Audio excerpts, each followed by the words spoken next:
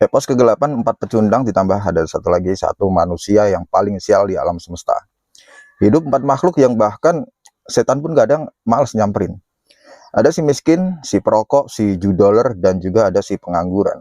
Mereka bukan udah manusia lagi nih. Menurutku, ya mereka merupakan glitch di simulasi hidup. Kita bahas yang pertama dulu. Ada si miskin. Ini dompetnya udah bukan kosong lagi. Udah masuk kategori ya fase vakum udara. Jadi standar kosong di sini dia masih di bawahnya lagi. Kalau dia buka dompet, alam semesta bisa tersedot karena saking kosongnya. Dan itu masih di bawah kekosongan itu. Dia belanja kayak film horor. Ketika dia belanja itu setiap lihat harga jantungnya loncat-loncat kayak dipukul petinju kelas berat. Dia hidup di level kesedihan yang bahkan aplikasi e-walletnya pun protes setiap kali buka e-wallet nih.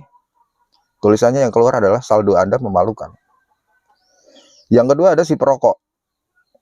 Dia nyalain rokok jam berapapun. Bahkan di jam yang salah pun dia nyalain.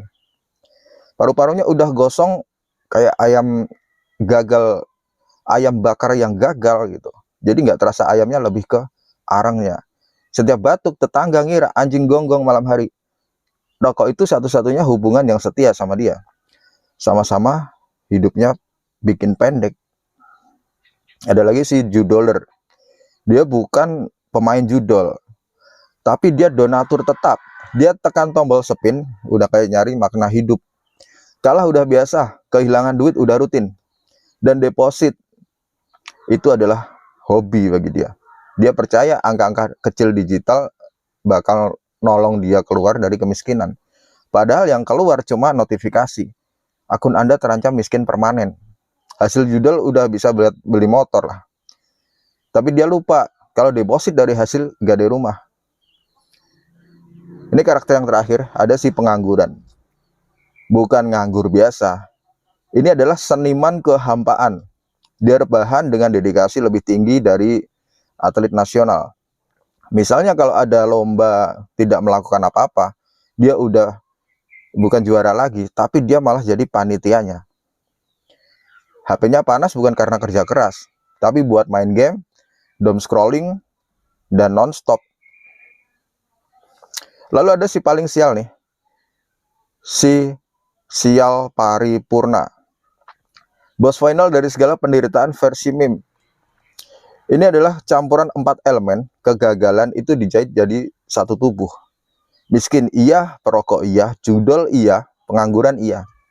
Kalau hidup di game, ini ibarat dia udah speedrun jalur kebinasaan.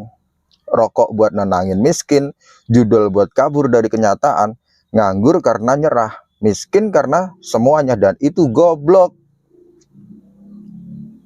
Lingkaran setannya itu sebenarnya udah bukan lagi muter, tapi ngebor di bawah.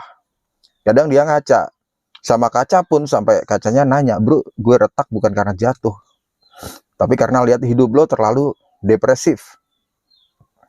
Dan lucunya dia masih bilang, besok gue bakal berubah. Padahal besok cuma versi rekaman ulang di hari ini, alias gak ada perubahan apapun dalam hidupnya.